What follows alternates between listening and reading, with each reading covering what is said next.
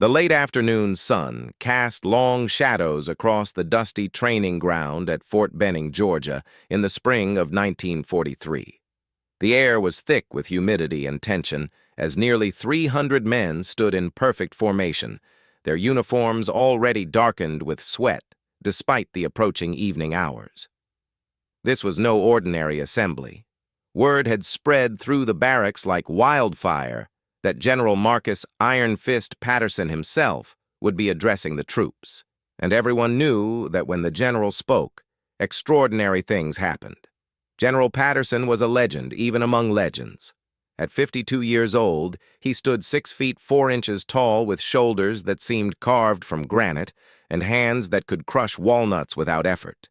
His jaw was perpetually set in a hard line, and his steel-gray eyes could make seasoned sergeants feel like nervous recruits.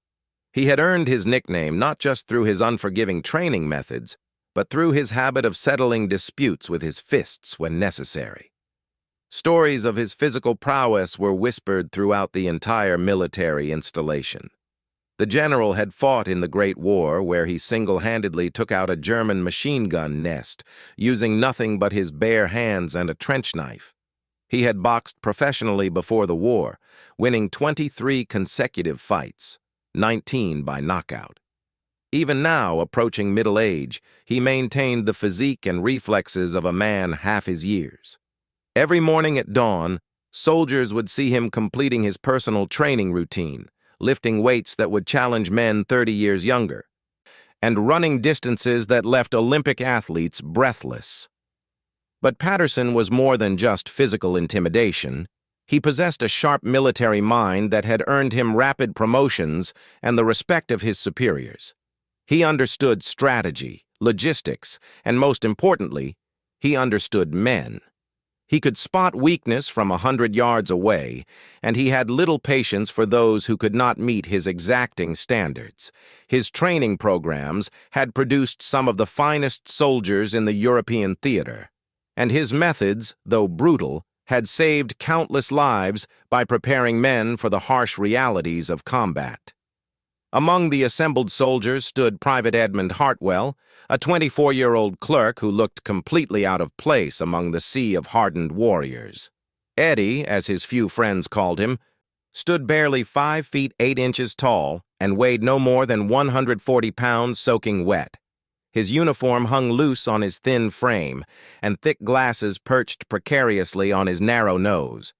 While other soldiers bore the calluses and scars of intensive training, Eddie's hands remained soft and pale from his endless hours spent hunched over paperwork and typewriters.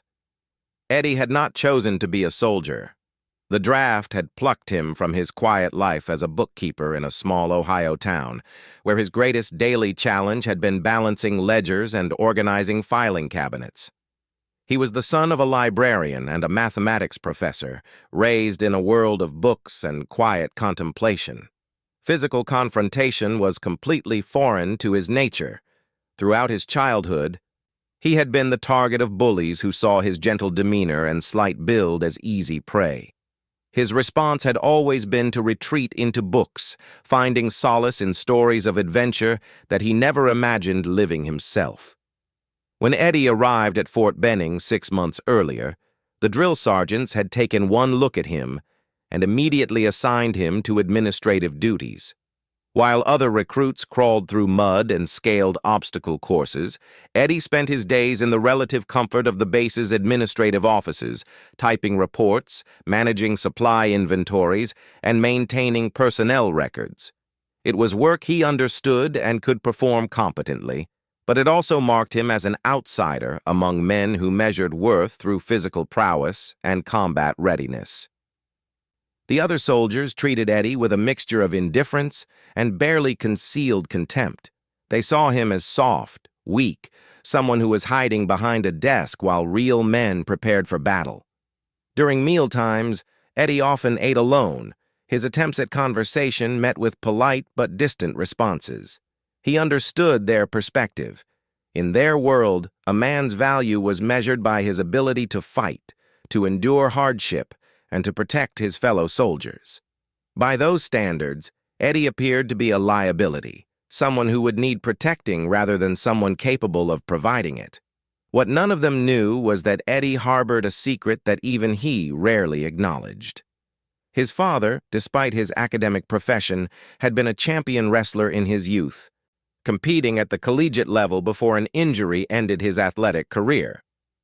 Rather than abandoning his physical pursuits entirely, the elder Hartwell had discovered jiu-jitsu through a Japanese exchange student at the university where he taught. The art fascinated him with its emphasis on technique over strength, its philosophical approach to conflict resolution, and its practical effectiveness regardless of size or physical power. For 15 years, from the time Eddie was 7 until he left for college, his father had quietly taught him the ancient art. They practiced in the basement of their modest home, away from the curious eyes of neighbors who might not understand why a mathematics professor was teaching his bookish son such unconventional skills. Eddie's father never framed these lessons as combat training. Instead, he presented them as moving meditation, physical puzzles that required the same logical thinking that Eddie applied to mathematics and literature. The training had been gentle but thorough. Eddie learned to read body language, to understand leverage and balance, to recognize the subtle signs that preceded aggressive action. He discovered how to use an opponent's strength against them, how to remain calm under pressure, and how to end conflicts quickly and decisively. Most importantly, he learned that true strength came not from muscle mass or aggressive posturing, but from understanding, preparation, and the wisdom to know when action was necessary. However, Eddie had never used these skills outside the controlled environment of his father's basement. His natural temperament remained peaceful and conflict-averse. The few times during his youth when bullies had cornered him, he had instinctively chosen flight over fight, preferring to endure verbal humiliation rather than physical confrontation. The techniques his father had taught him remained theoretical knowledge, untested in real-world situations. As General Patterson approached the podium that had been hastily erected in the center of the training ground, the conversations among the assembled troops quickly died away. The general's presence commanded immediate attention. He moved with the confident stride of a man who had never encountered an obstacle he could not overcome, his boots striking the packed earth with military precision. When he reached the podium, he did not immediately speak. Instead, he slowly scanned the faces before him, his piercing gaze seeming to evaluate each individual soldier. The silence stretched for nearly a full minute before Patterson finally spoke, his voice carrying easily across the training ground without the need for amplification. "Gentlemen," he began, his tone conveying both authority and barely contained intensity, "you are here because your country needs warriors, not clerks, not administrators, not men who will cower behind desks while others fight and die for freedom." He paused, allowing his words to sink in before continuing. "I have spent the last 6 months observing the training progress at this installation, and I am deeply concerned by what I have witnessed. Too many of you have grown soft, comfortable with the idea that war is something that happens to other people in other places. You have forgotten that every man who wears this uniform may be called upon to fight, regardless of his assigned duties." Eddie felt his stomach tighten as the general's words seemed directed specifically at him. He was acutely aware of his position among the assembled soldiers, standing slightly apart from the main groups, his administrative role marking him as different, as lesser in the military hierarchy. General Patterson stepped away from the podium, moving closer to the assembled troops. "War does not care about your job assignment," he continued, his voice rising slightly. "War does not respect your comfort zone or your personal preferences. When the enemy attacks, every man must be prepared to defend himself and his comrades, using whatever skills and strength he possesses." The general began walking slowly along the front row of soldiers, his intimidating presence causing more than one man to unconsciously straighten his posture. "Physical combat is the foundation of military effectiveness," he stated with absolute conviction. A man who cannot defend himself in hand-to-hand combat is a liability to his unit, a weak link that can compromise the safety of every soldier around him. As Patterson continued his measured pace, Eddie noticed that several soldiers were nodding in agreement with the general's philosophy. These were men who had embraced the physical demands of military training, who had developed calluses and muscle mass through countless hours of preparation. They looked upon Eddie and others like him with a mixture of pity and frustration, viewing them as burdens that would need to be carried rather than assets that could contribute to the mission.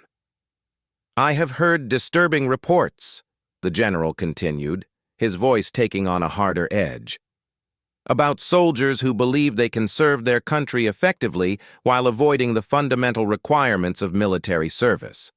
Men who think that typing skills and filing efficiency can substitute for the warrior spirit that has made this nation strong." The words hit Eddie like physical blows. There was no doubt in his mind that the general was referring directly to him and others assigned to administrative duties. He could feel the eyes of nearby soldiers turning toward him, their expressions ranging from sympathetic embarrassment to open agreement with the general's assessment. Patterson stopped directly in front of the section where Eddie stood, his imposing figure casting a shadow over several rows of soldiers. "Strength is not optional in the military," he declared, his steel-gray eyes scanning the faces before him. "Courage is not negotiable. The ability to fight when fighting becomes necessary is not a suggestion. It is a requirement." The general then did something that surprised everyone present. Rather than returning to the podium, he began removing his jacket, revealing a crisp white shirt that could not disguise the powerful build beneath. His movements were deliberate and theatrical, clearly designed to build anticipation for whatever demonstration he had planned. "I believe in leading by example," Patterson announced, his voice carrying a new note of challenge. "I believe that any man who expects others to follow him into battle must first prove that he himself possesses the skills and courage necessary for victory." He handed his jacket to a nearby aide and began rolling up his sleeves, revealing forearms that were thick with muscle and crossed with scars from decades of military service. "Therefore," he continued, his eyes once again scanning the assembled troops, "I am calling for volunteers. I want any man present who believes he has what it takes to serve in combat to step forward and demonstrate his abilities." A murmur of excitement and nervousness rippled through the assembled soldiers. This was unprecedented. Generals did not typically challenge enlisted men to physical confrontations, particularly not in front of hundreds of witnesses. The implications were staggering. Anyone brave enough to accept the challenge would be facing a man who was not only physically superior, but also represented the ultimate military authority on the base. "The exercise is simple," Patterson explained, his tone suggesting that nothing about the situation was simple at all. "Hand-to-hand combat, no weapons, no artificial advantages, pure skill, strength, and determination. The engagement ends when one participant can no longer continue or chooses to surrender." He paused, studying the faces before him with obvious satisfaction at the nervous energy his challenge had created.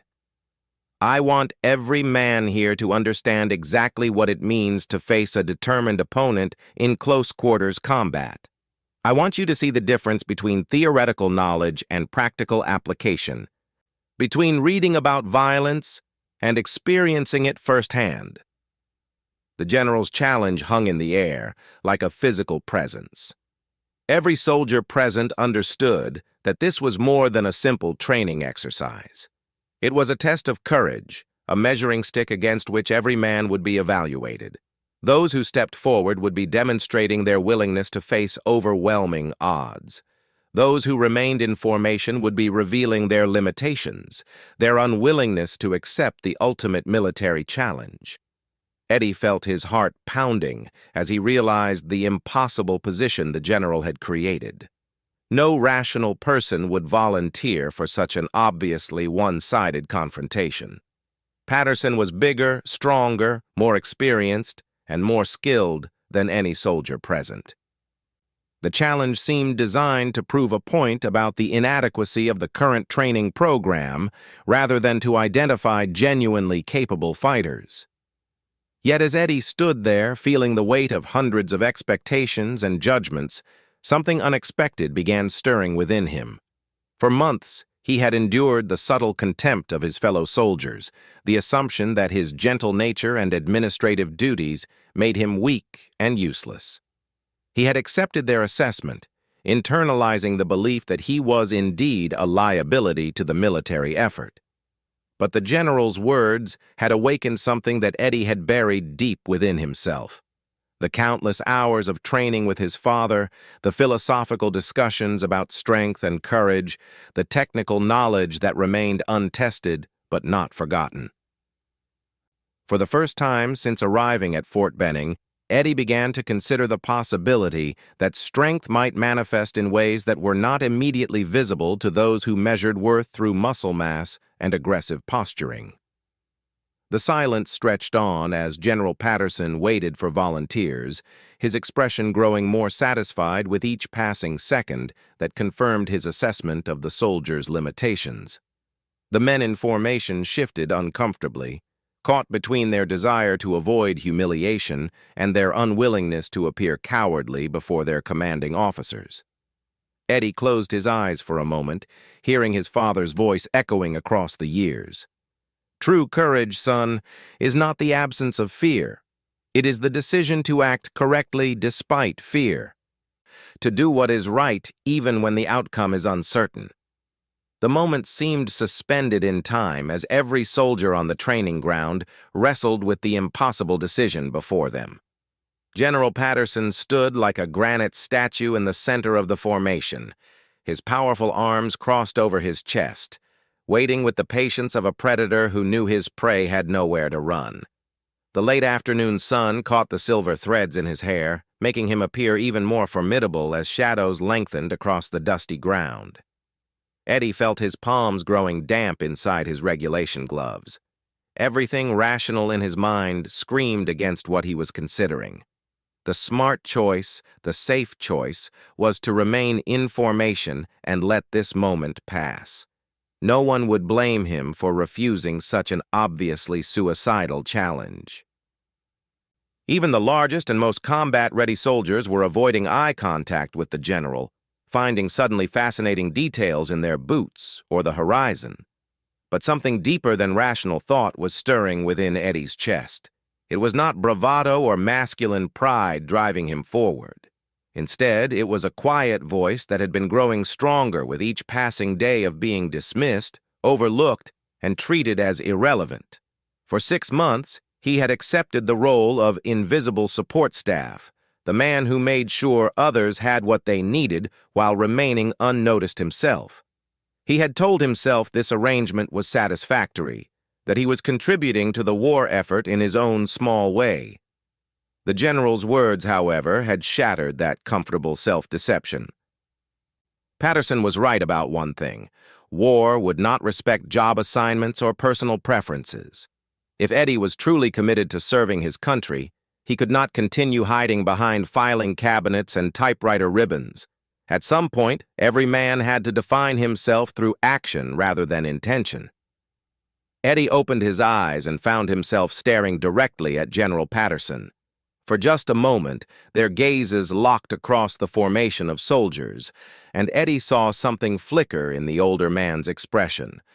Perhaps it was surprise at being challenged so directly by someone so unlikely, or maybe it was amusement at the audacity of such a presumptuous stare. Whatever it was, that brief connection made Eddie's decision for him. Without announcing his intention or seeking permission, Eddie stepped forward out of formation. The reaction was immediate and electric. Hundreds of heads turned toward him in stunned disbelief.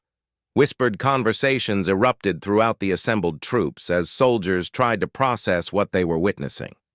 Some thought Eddie had misunderstood the general's challenge and was simply moving to get a better view.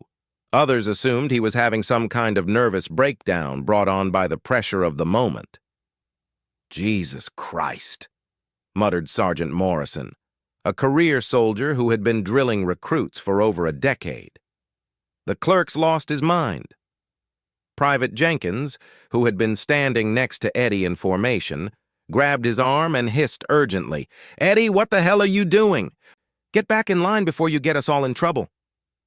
But Eddie gently pulled free from Jenkins' grip and continued walking toward the center of the training ground. Each step felt like crossing an invisible bridge from his old life to something completely unknown.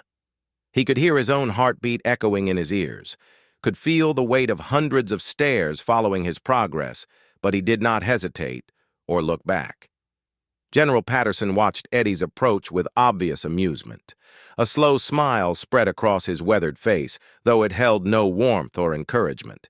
It was the smile of a man who had just been handed an unexpected gift, an opportunity to make his point more dramatically than he had originally planned.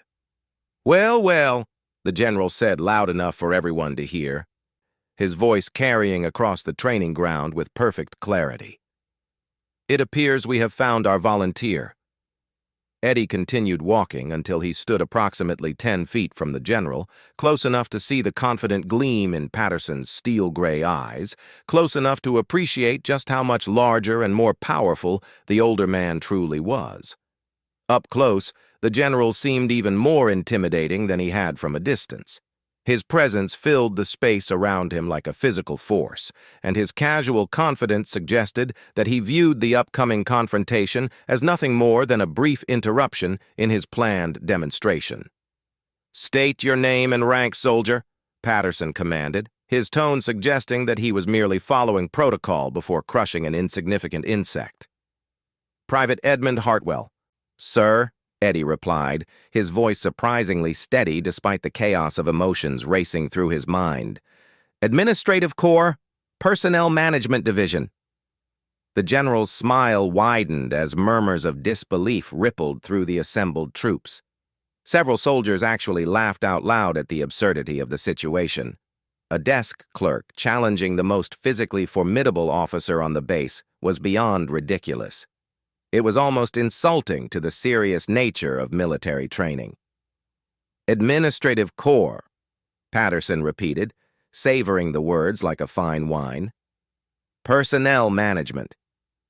He began circling Eddie slowly, like a shark examining its prey before the attack. "Tell me, Private Hartwell, what exactly in your extensive administrative experience has prepared you for hand-to-hand combat?" Eddie remained motionless as the general completed his circle, fighting the instinctive urge to track his opponent's movement. His father had taught him that excessive movement before an engagement revealed nervousness and provided information to an observant opponent. Better to remain still, centered, and ready to react when action became necessary. "I believe every soldier should be prepared to defend himself and his comrades, sir," Eddie answered simply, not rising to the obvious bait in the general's question.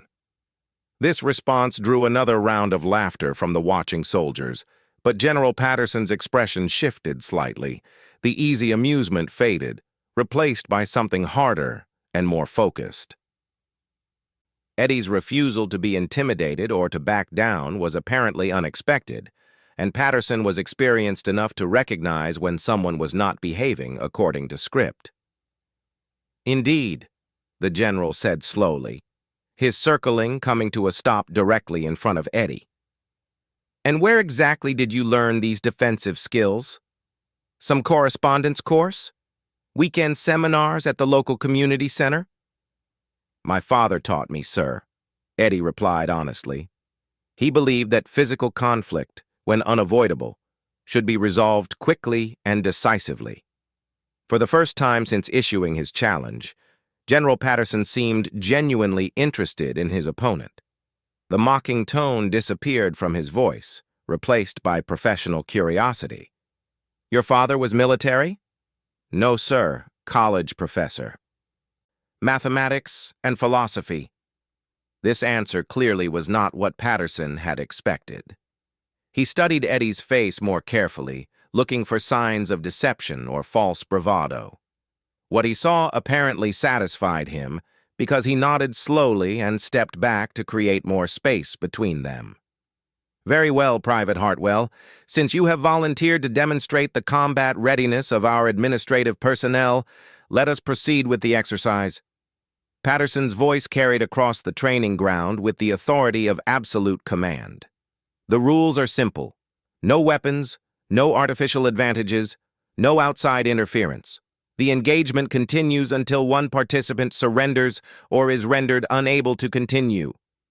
He rolled his shoulders and stretched his neck from side to side, the casual movements displaying the kind of unconscious physical confidence that came from decades of successful confrontations. "Are you prepared to begin, Private?"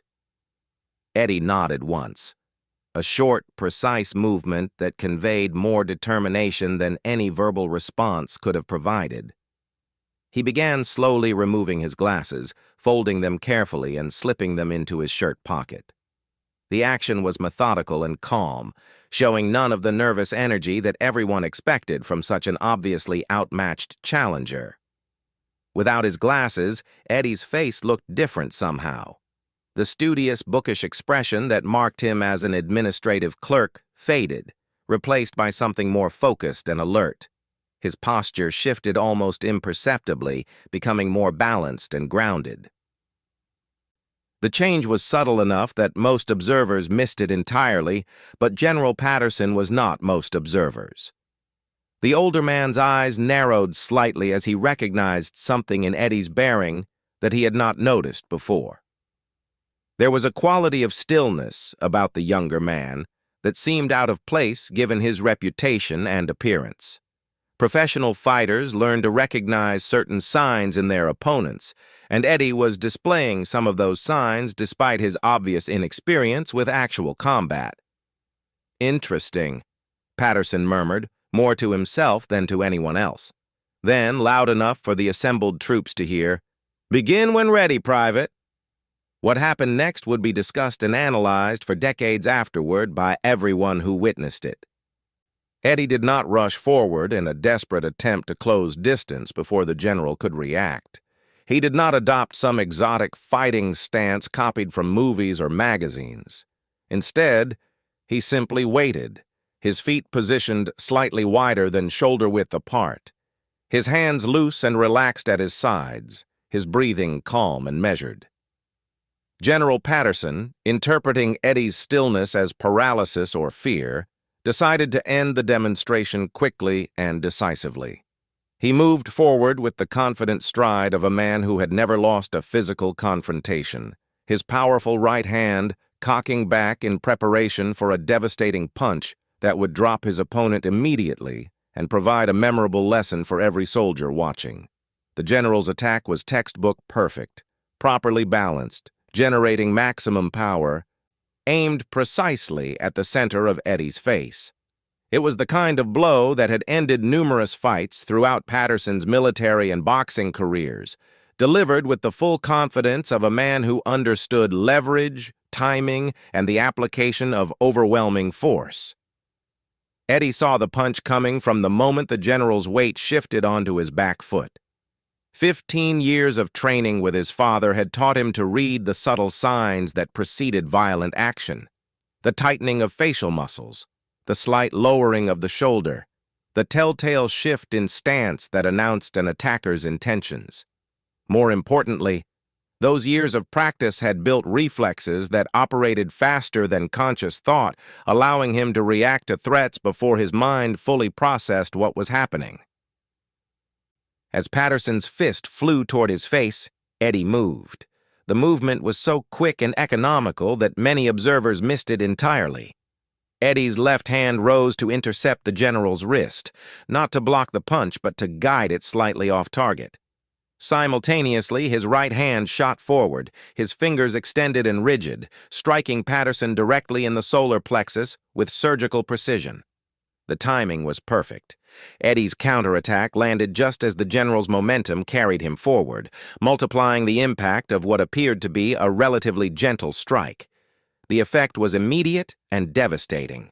General Patterson's forward momentum stopped as if he had run into an invisible wall. His eyes widened in shock and pain as his diaphragm spasmed, making breathing suddenly impossible. The powerful punch that was supposed to end the fight harmlessly passed through empty air, as Eddie's subtle deflection sent it wide of its target. But Eddie was not finished.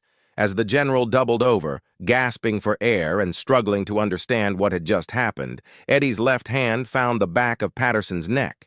The grip was not violent or aggressive, but it was precisely placed and utterly controlled.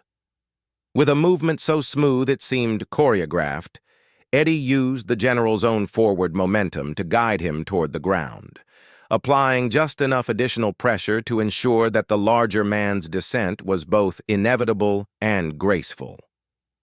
The entire sequence, from Patterson's initial attack to his final position face down in the dust of the training ground, took less than 3 seconds. The silence that followed was absolute and profound. 300 soldiers stood frozen in stunned disbelief, their minds struggling to process what they had just witnessed.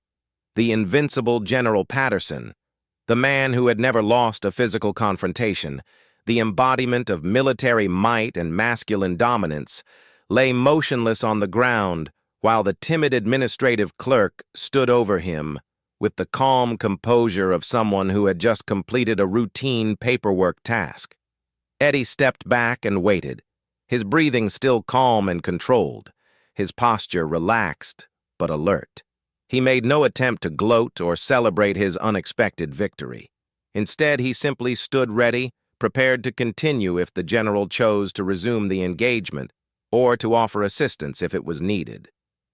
General Patterson lay still for several long moments, his powerful frame racked with the involuntary spasms that followed the perfectly placed strike to his solar plexus.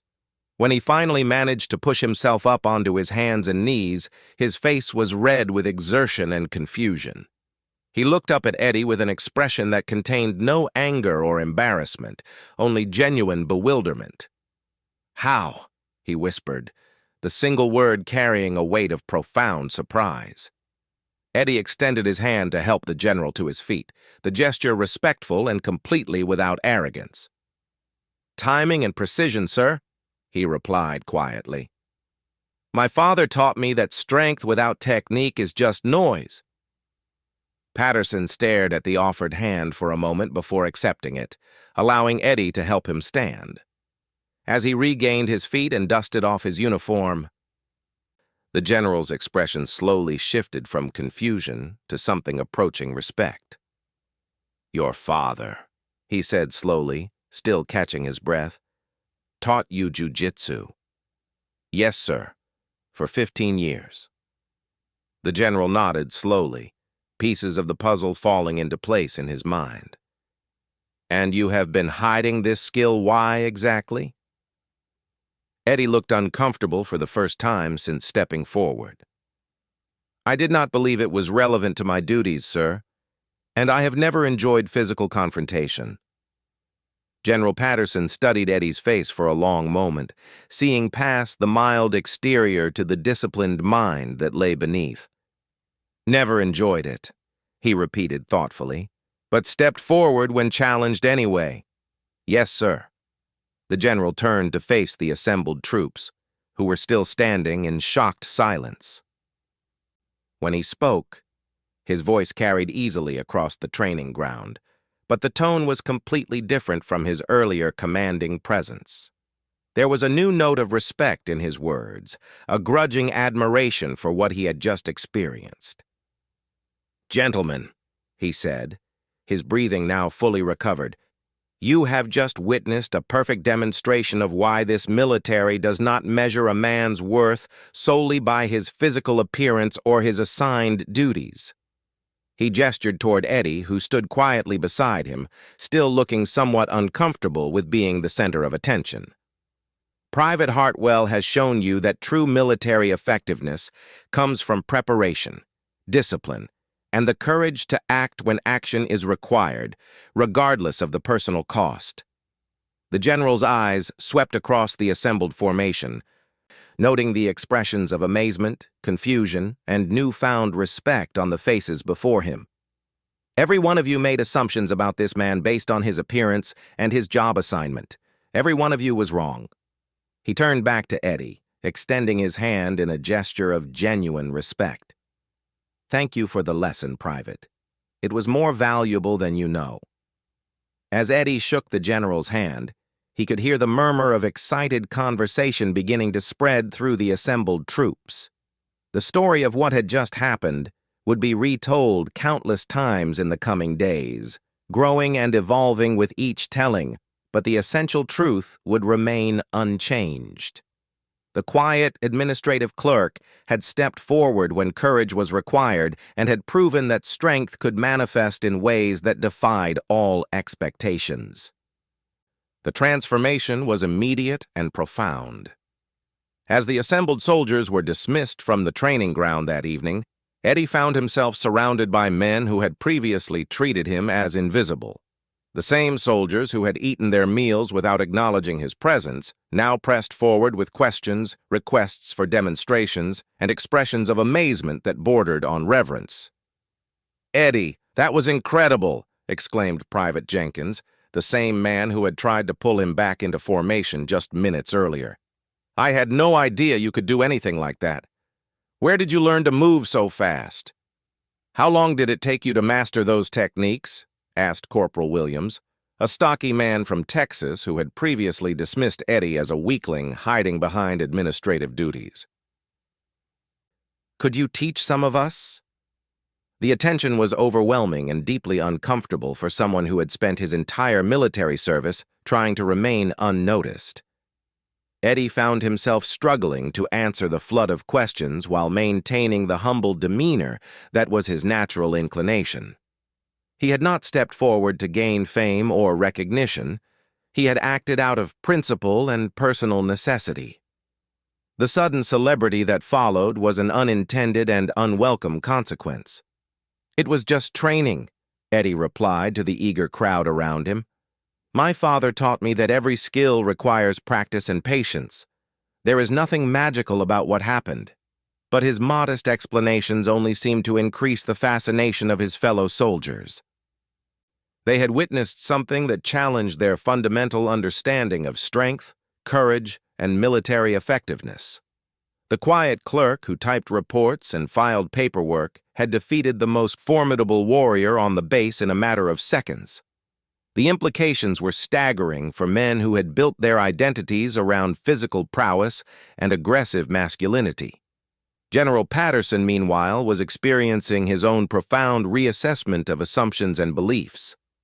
As he walked slowly back to his quarters, still feeling the residual effects of Eddie's precisely placed strike, he found himself replaying the brief encounter over and over in his mind. In his decades of military service, through countless battles and confrontations, he had never been defeated so quickly or so decisively. More importantly, he had never been so completely wrong about an opponent's capabilities. The general's first instinct was embarrassment and anger. His reputation as an invincible leader had been shattered in front of hundreds of soldiers, and the story would inevitably spread throughout the entire base within hours. But as the initial shock faded, Patterson began to recognize the value of what had occurred. Eddie had not humiliated him out of malice or arrogance. The young man had simply responded to a challenge with skill, courage, and restraint. There had been no unnecessary violence, no attempt to inflict harm beyond what was required to end the confrontation. It was, Patterson realized, a masterful demonstration of controlled power. That evening, as Eddie attempted to return to his normal routine in the administrative offices, he found that normal no longer existed for him. Word of the incident had spread with the speed of wildfire through the barracks, mess halls, and recreation areas. Soldiers who had never spoken to him before approached with requests for training, advice, and friendship. Some wanted to learn his techniques. Others simply wanted to be associated with someone who had achieved the impossible. "Private Hartwell," came a familiar voice from behind him as he worked late in the personnel office. trying to catch up on the reports that had been neglected during the day's unexpected drama. Eddie turned to find General Patterson standing in the doorway, his imposing figure filling the frame, but his demeanor noticeably different from their earlier encounter. "General," Eddie said, immediately standing and coming to attention. Despite what had happened between them, military protocol still applied, and Patterson remained his commanding officer. "At ease, Private," the general said, stepping into the office and closing the door behind him. "I wanted to speak with you privately about this afternoon's events." Eddie relaxed slightly but remained standing, uncertain what to expect from this unexpected visit. Was he in trouble for his actions? Had he somehow violated military regulations by accepting the general's challenge? The uncertainty was more nerve-wracking than the physical confrontation itself had been. Patterson moved to the window overlooking the training ground where their encounter had taken place just hours earlier. When he spoke, his voice carried none of the commanding authority that usually characterized his interactions with subordinates. Instead, it held a thoughtful quality that suggested genuine reflection and perhaps even vulnerability. "In 30 years of military service," the general began, "I have prided myself on my ability to assess men quickly and accurately. I believed I could determine a soldier's worth within minutes of meeting him, could separate the warriors from the support staff with a glance." He turned away from the window to face Eddie directly. "You have shown me that this confidence was misplaced and potentially dangerous. I made assumptions about you that were not only wrong but could have had serious consequences in a combat situation." Eddie remained silent, unsure how to respond to such an unexpected admission from a man whose authority had seemed absolute just hours earlier. "Tell me about your father's training," Patterson continued. "I want to understand how a mathematics professor came to teach his son such effective combat techniques." For the next hour, Eddie found himself sharing stories he had never told anyone. He spoke of quiet evenings in his family's basement, learning patience and precision from a man who had found in martial arts a perfect complement to his academic pursuits. He described his father's philosophy that true strength came not from the ability to inflict violence, but from the wisdom to know when violence was necessary and the skill to end it quickly when that time arrived. "He taught me that conflict is like mathematics," Eddie explained, warming to the subject despite his natural reserve. "There are elegant solutions to most problems, but finding them requires understanding the underlying principles rather than simply applying brute force." General Patterson listened intently, occasionally asking questions that revealed his own deep understanding of combat and leadership. As the conversation progressed, Eddie began to see a different side of the formidable commander. Beneath the intimidating exterior was a thoughtful man who was genuinely interested in learning and improving, even when that improvement required admitting previous mistakes. "I have a proposition for you, Private Hartwell," the general said as their conversation began to wind down. "I am implementing changes to our training program based on what I observed today. We need instructors who understand that military effectiveness cannot be measured solely by physical size or aggressive attitude." Eddie felt his stomach tighten with apprehension. He had hoped that the afternoon's events would eventually be forgotten, allowing him to return to his comfortable anonymity in the administrative corps. "I appreciate the offer, sir," he began carefully, "but I am not certain I am suited for instruction duties. My experience with actual combat is extremely limited." Patterson smiled, the expression genuine and encouraging, rather than the predatory grin he had worn earlier that day. "Your experience with actual combat may be limited, but your understanding of combat principles is clearly extensive. More importantly, you have demonstrated the most crucial quality any instructor can possess: the courage to act on your convictions even when the odds seem impossible." Over the following weeks, Eddie found his military service transformed in ways he had never imagined. General Patterson assigned him to a new position that combined his administrative skills with training responsibilities. Rather than spending his days managing paperwork in isolation, Eddie began working directly with soldiers who struggled with the physical demands of military preparation.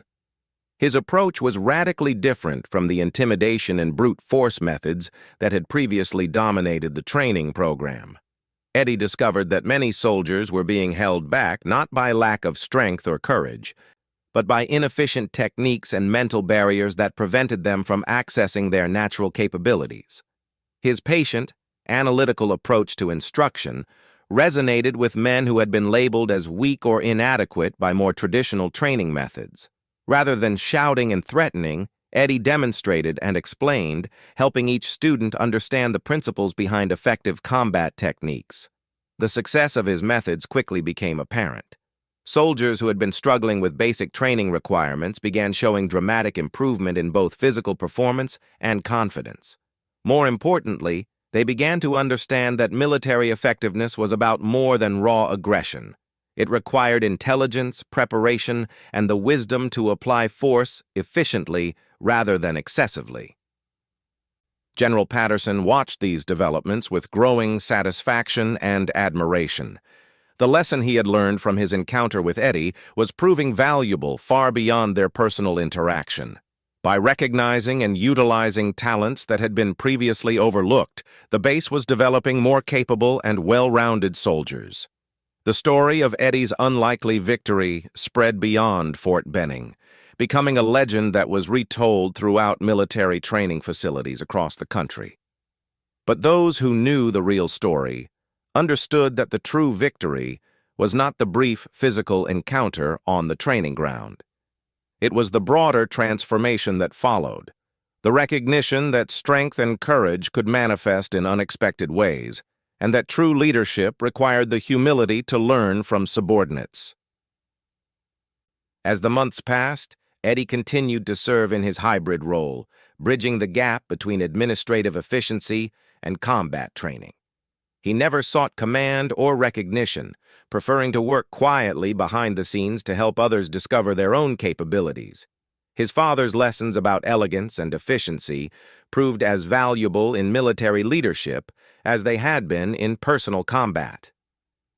General Patterson, meanwhile, implemented sweeping changes to the training program that reflected his expanded understanding of military effectiveness. Physical conditioning remained important, but it was balanced with instruction in technique, strategy, and mental preparation. The base began producing soldiers who were not only physically capable, but also intellectually prepared for the complex challenges of modern warfare. Years later, after the war had ended and both men had returned to civilian life, they would occasionally correspond. Eddie had returned to his quiet life as a bookkeeper, though his military service had given him a confidence and presence that served him well in all his endeavors. General Patterson had retired with distinction, his reputation enhanced rather than diminished by his willingness to learn from unexpected sources. In one of his final letters to Eddie, Patterson wrote, "You taught me that the most dangerous opponent is not necessarily the largest or the loudest, but the one who has prepared thoroughly and acts with precision when action becomes necessary." That lesson served me well in every engagement that followed our encounter. Eddie's response was characteristically modest. "You gave me the opportunity to discover that I was capable of more than I had believed possible. Sometimes, we need someone to call us forward before we can take the steps that define who we truly are." The training ground at Fort Benning was eventually expanded and modernized, but old-timers still pointed out the spot where a timid clerk had stepped forward to answer a general's challenge and changed both their lives forever.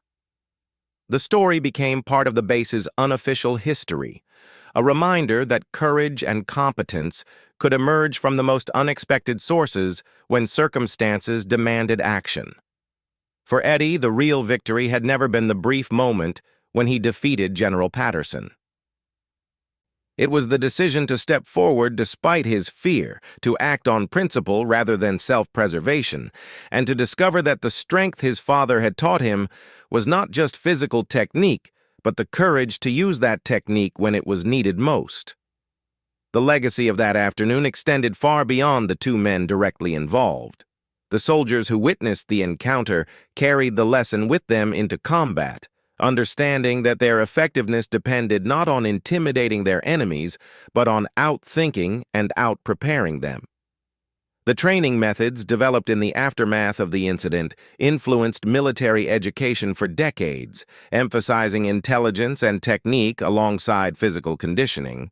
Most importantly, the story became a testament to the value of looking beyond surface appearances to recognize the potential that exists in every individual.